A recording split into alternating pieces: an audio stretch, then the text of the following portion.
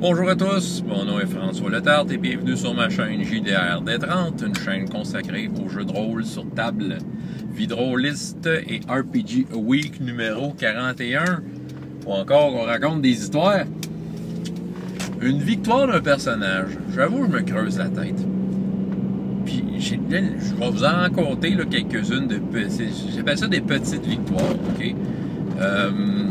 Mais tu sais, des grandes victoires épiques de fin de campagne, de renversement total, puis causé par mon personnage, c'est jamais arrivé parce que moi, je tripe beaucoup sur les échecs de mes personnages plus que sur leurs victoires.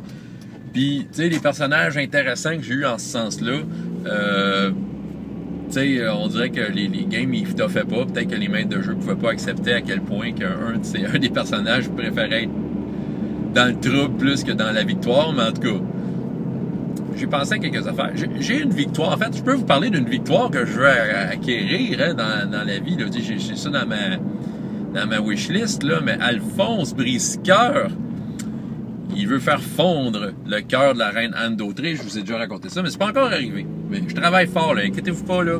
Je vous jure, je pense que je vais faire un party si un jour dans le game, ça arrive. Yeah! Tu sais, on fait ce qu'on veut avec l'histoire, ben voilà. Bon, mais c'est pas de ça qu'il faut que je vous parle.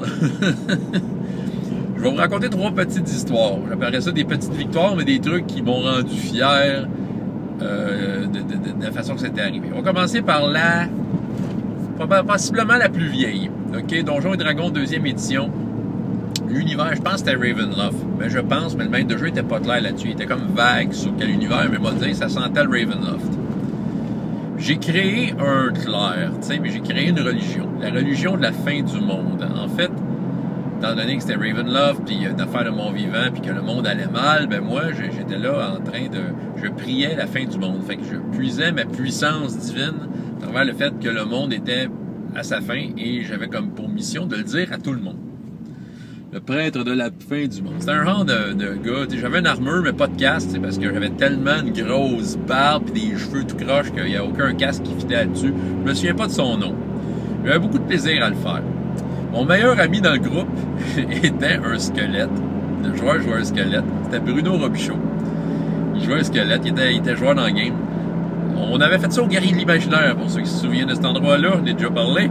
Bon, mais c'est ça, il faisait un squelette, mais lui, pour pas que le monde sache que c'était un squelette, mais lui, il portait une armure, tu sais, une full plate. On pouvait pas voir son visage. Mais je l'appelais Monsieur Sourire, parce que, tu sais, il me disait qu'il souriait tout le temps. Bon, OK, mais tout ça pour dire, c'est un peu le contexte. Je me souviens pas des autres personnages, mais je me souviens de Montclair pis d'ici. Écoute, en combat, là, Montclair, il était poche. Mais il était poche. OK, on s'entend. C'est les dés qui décidaient. Les dés, toutes les fois que je donnais un coup de masse, tu sais, j'avais ma super masse de clair, tu sais, ben, je manquais, tu sais, je ratais. Puis je faisais des fumbles. Puis, tu sais, ça allait pas bien, tu sais. Je ratais mon coup, OK? Puis, je me tenais, là, d'un combat, je faisais rien, tu sais. Je faisais juste frapper dans le vide, tout ça. Puis, je me souviens d'un combat. Puis c'est là que ma victoire est arrivée, là. On était sur un radeau, OK? Je me souviens pas ce qu'on faisait, là. Sauf que la victoire était importante ici, hein. Fait qu'on était sur un radeau, puis soudainement, il y a des crocodiles qui ont voulu embarquer sur le radeau pour nous manger, hein, t'sais. Évidemment, tout le monde, combat, je donne des coups de masse et je pogne jamais. Mais maintenant, là, ça faisait comme 4 games, là, que je pognais rien des combats, là, t'sais. Je me suis tanné, fait que j'ai fait une belle description de dire, là, mon prêtre, il est tanné. Il pogne sa masse, la garoche au bout de ses bras. Puis je me prends un élan sur le radeau, puis je kick le crocodile d'en face. Tu sais, c'est comme une description, tu sais, l'exaspération de mon personnage, mais un peu celui du joueur aussi. Fait que je le kick d'en face. Je roule le 20, je roule le dé, un 20. Ah! Je fais un critique et je tue le crocodile sur le coup. Fait que là, je poursuis le combat, donnant des coups de pied, puis soudainement, tous mes coups atteignaient. Fait que là, c'était une victoire, hey! C'est ça, fait que là, finalement, j'avais découvert le vrai style du combat d'un prêtre de la fin du monde, c'était de donner des coups de pied d'en face à ses ennemis, ou ailleurs, hein. Puis c'est ça, fait que là, quand j'ai monté de niveau à un moment donné, puis que j'avais droit à une spécialisation d'armes, eh bien, j'ai mis ça sur mes pieds. Voilà, ça c'est une vraie victoire, ça vaut la peine d'en parler. Une autre victoire, ben c'est plus général, je pense, c'est plus un... OK, premièrement, c'est pas un jeu de rôle, donc je triche un peu, mais tu sais, on était tellement impliqués que ça faisait penser à du jeu de rôle, mais c'est dans Blood Bowl. Si vous connaissez pas Blood Bowl, c'est un jeu de football avec des races fantastiques. Ça vaut la peine de découvrir ça, c'est un super bon jeu. Puis on avait une ligue de Blood Bowl, et oui, Ratburger était dans la ligue, oui, avec ses dwarfs. Moi, j'avais une gang d'humains. OK? Puis là, quand tu sais, c'est une équipe de football, c'est comme un personnage finalement, puis tu fais des. Puis tu sais, tu veux pas ton équipe devient. Tu la personnalises, elle commence à avoir une histoire et une personnalité. À un moment donné, j'ai acheté un nouveau joueur pour inclure dans l'équipe. Tu sais, il y a toute une procédure pour ça. Puis tu crées le joueur comme cette petite fiche de personnage. J'ai créé un Blitzer.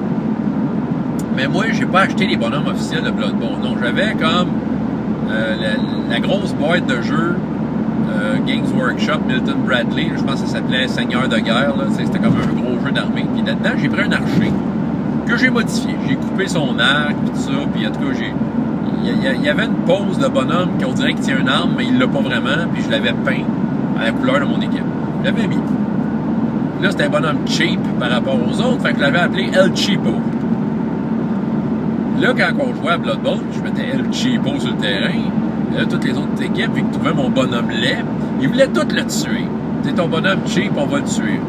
Mais crime, il réussissait tout le temps ses moves. Je faisais tout le temps des bonnes stratégies avec. Puis, tu sais, les dés roulaient tout le temps en ma faveur. Puis, écoute, ça n'a pas été long que El Cheapo est devenu comme la coqueluche de la ligue de Blood Bowl qu'on avait. On avait comme quasiment 20 équipes. Tu sais, c'était 12 ans, en tout cas, on avait beaucoup d'équipes. C'était rendu, tout le monde parlait de El Cheapo. Puis là, il y a la shot ultime, tu sais, comme qu'il a monté au statut de légende, mon père Cheapo, la victoire. Je vois qu'on a une gang de morts vivants. C'était Garrett. Danny va s'en rappeler. Sa gang de morts vivants de marde. Puis il y avait un vampire comme capitaine de l'équipe. Fait qu'à un moment donné, j'avais réussi à cerner le vampire sur... en tout cas, je sais pas si... Ouais. Moi, j'avais réussi en tout cas... El Cheapo, okay, on va y aller simple. El Cheapo, de ce que je me souviens, il a voulu pousser le vampire. Tu sais, dans Blood Bowl, tu roules des dés pour savoir que quand tu pousses un bonhomme, qu'est-ce qui se passe? Est-ce que tu fais juste le tasser? Est-ce qu'il tombe à terre? Puis à la limite, est-ce que tu le blesses? Puis voir même, est-ce que tu le tues? Puis en tout cas, de la façon dont ça marche, en tout cas, j'avais peu de chance avec El Cheapo de tuer un vampire. Mais bon, je roule les dés, ça fait toutes des têtes de mort. Ça veut dire que...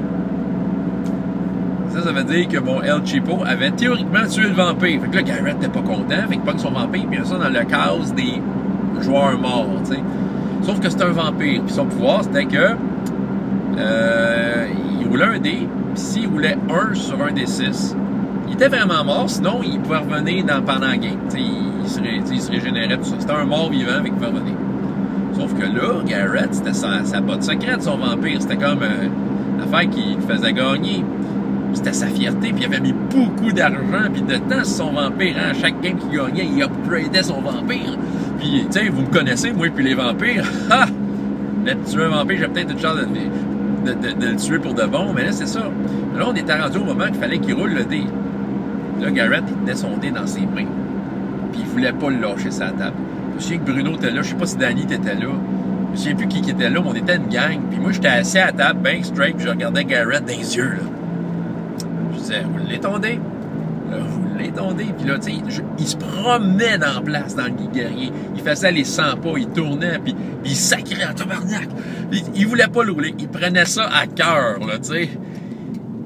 On était en tournoi, là, tu sais. Fait que, tu sais, il prenait ça à cœur. Tu sais, il tenait le destin de son vampire dans les mains. Ben, voilà, il y avait une chance sur 6 que ça marche pas. Il y avait beaucoup de chances que ça marche. Mais tu sais, vous me voyez venir, là, pour que ça ait une victoire. Vous savez bien que aussitôt qu'il a roulé le dé, ben il a roulé un, puis son vampire était mort. C'était un vampire de moins et le monde s'en portait mieux déjà. Je me souviens qu'il a pogné le dé, il l'a garoché à la porte. Mauvais tempérament, hein, mauvais perdant. Puis je vous jure qu'autour de moi, les clameurs des autres joueurs, moi j'avais juste un sourire de hostie. Je riais. Toutes les autres se faisaient des high-five autour, parce que c'était toutes des équipes qui allaient affronter la sienne après. Fait qu'ils savaient que, tu sais, avoir un vampire, ça coûtait cher. Fait que, voilà. Ça, c'était une victoire. C'était pas un jeu de rôle, mais tu sais, El Cheapo avait tellement de personnalité que c'était comme... C'était comme ma vedette. Il était devenu ma vedette. C'était parti d'un bonhomme cheap d'un autre jeu, mal monté à une vedette. Puis à un moment donné, il a pogné. Quand tu augmentes tes bonhommes, tu peux leur donner des habiletés nouvelles. Puis je sais qu'une habileté qui s'appelait Pro. Je me souviens pas exactement ce que ça faisait. Je pense que tu pouvais relancer un dé, quelque chose de même. Puis c'est ça, fait que El Cheapo, j'ai donné Pro. Puis il a changé son nom pour El Cheapro. Ça vous divertit ce que je vous dis là, hein? Dernière victoire. Récemment, en fait. Encore là, c'est une petite victoire. Tecuma Gulch. Mon personnage, Emily Lauren May. Une londonienne venue dans le Far West vivre l'aventure et finalement être mal pris, était à l'église pour la messe du dimanche. Quand soudainement entre des hommes à l'air un peu louches dans l'église, et on s'aperçoit rapidement que ce sont des hors-la-loi qui prenaient un peu l'église en otage. Puis là, ils nous faisaient faire un peu des ordres, là, les placez-vous là, vous, cachez-vous là, tout ça, puis personne sort de l'église, tout ça, puis là, mon personnage s'est levé, regardez, je pense qu'il s'appelait Paddington, le hors-la-loi principal, puis il a dit, je vous ordonne de sortir les femmes et les enfants. Moi, j'étais fort en commande. Lui, il avait mis une difficulté de malade. C'était le système des 6. Il avait mis une difficulté de 30. T'sais, finalement, le maître de jeu ne voulait pas que ça se fasse. Mais il ouvrait la porte. Une difficulté de 30. Là, c'était comme un concours. Là, on a fait tout un build-up de roleplay. Il dit non, madame, ne vous mêlez pas de ça. C'est nous qui menons. Vous n'avez rien à nous dire. C'est ça. Puis il dit, je vous ordonne de sortir les femmes et les enfants.